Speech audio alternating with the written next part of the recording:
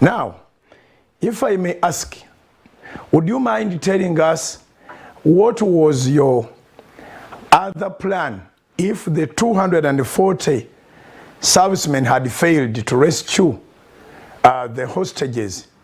What would be next? Is it true that the mission nearly failed? Did you have some difficulties that the force feel like giving up? If the 240 had failed, what was the next move?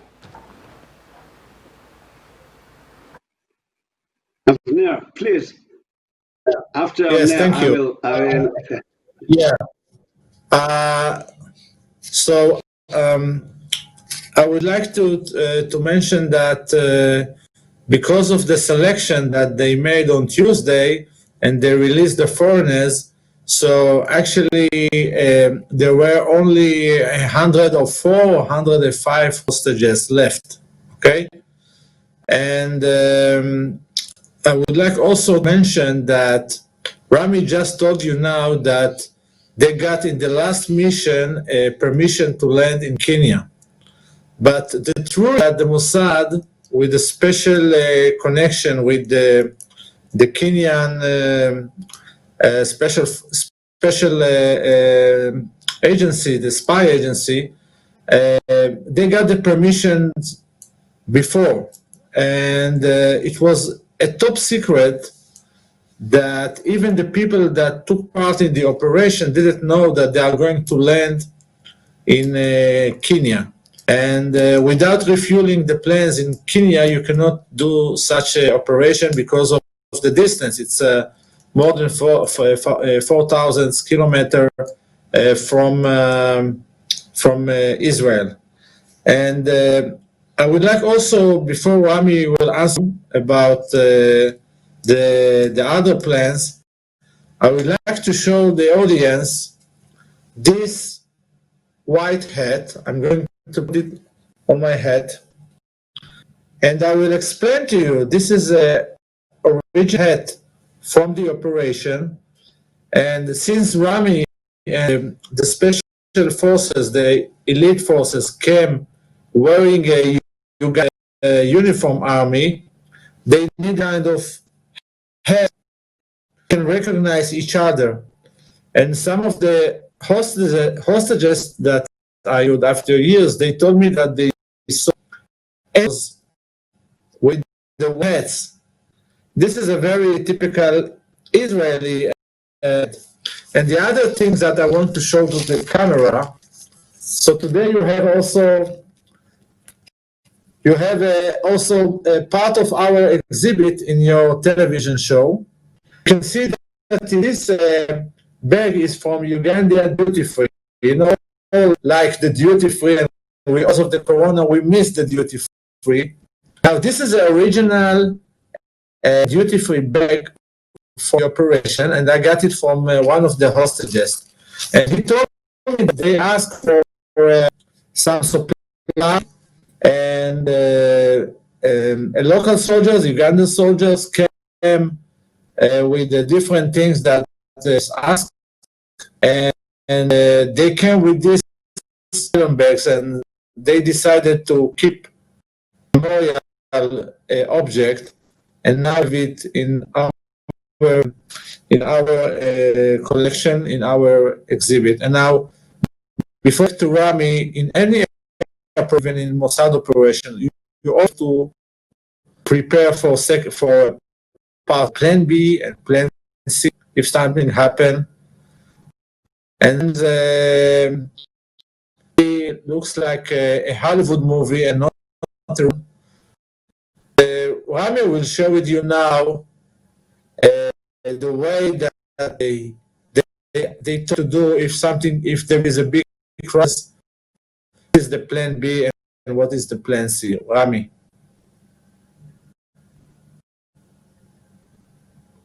So now, you know, I try to think what would happen if we failed. It's a very, very important, and there is a few levels to answer on that. First, the government I think that there is no time to calculate all the results that could happen if we fell. We occupied in Israel, it's the Israeli atmosphere, it's the Israeli ambition to succeed. And we radiate to the high officer, the government that can do it. And mostly the Air Force, the pilot, and the commander of Israeli Air Force, they radiate the feeling that we can do it. But at the same time, we should remember, it wasn't really a plan B. They got 10,000 American dollar in we live airport. So might be the good idea to drive to Tebe town to find fishermen and to pay him to take us from Uganda side of the Lake Victoria to the other side of Kenya.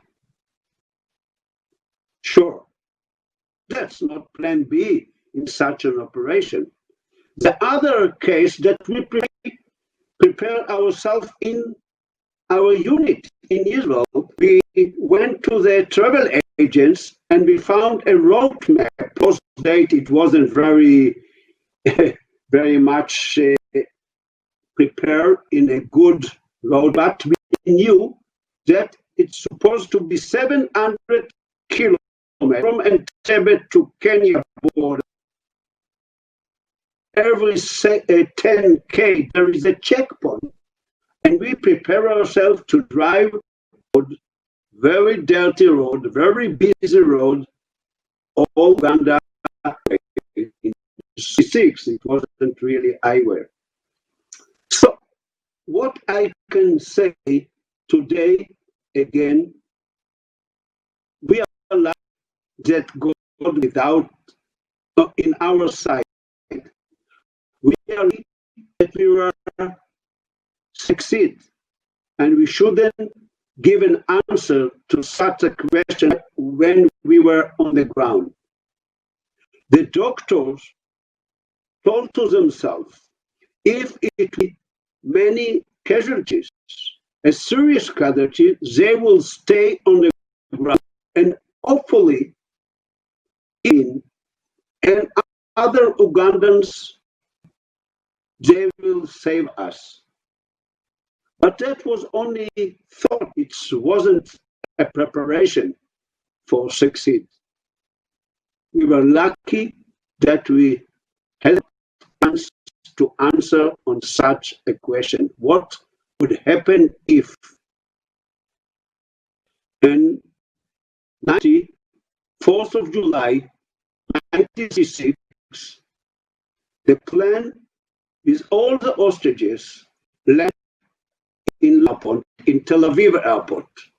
And the airport was crowded with many of Israeli Jews. When we were on a flight back to Israel, the BBC World Service announced sometime around between 3 and 4 a.m.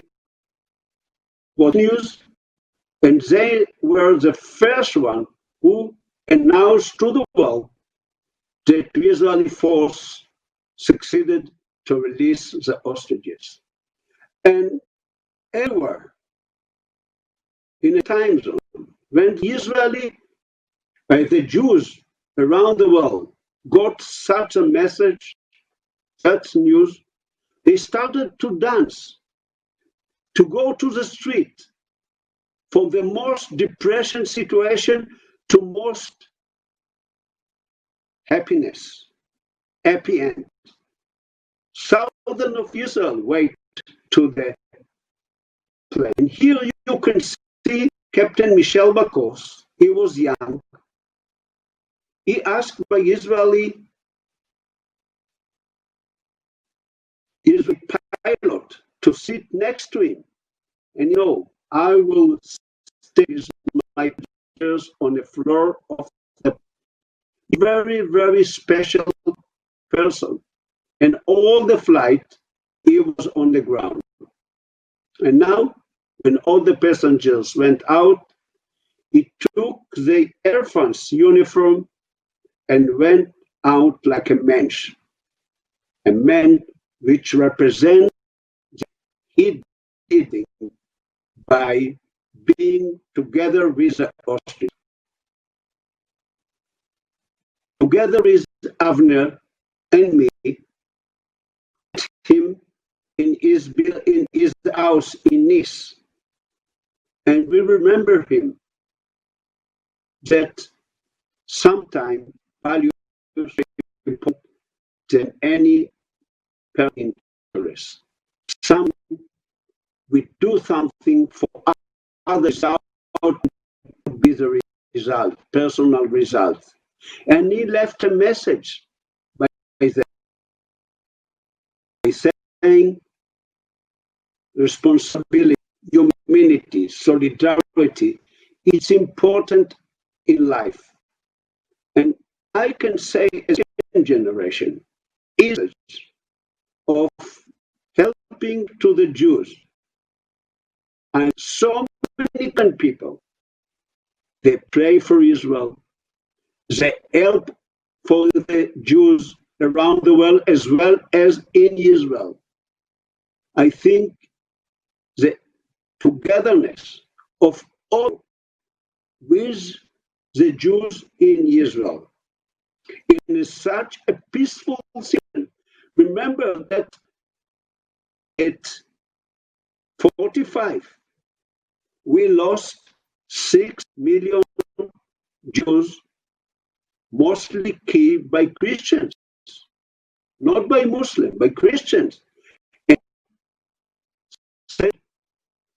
that a new atmosphere of Christianity, which look at the Jews as a friend, as an ally, as a people who has a right to be. And I am so, and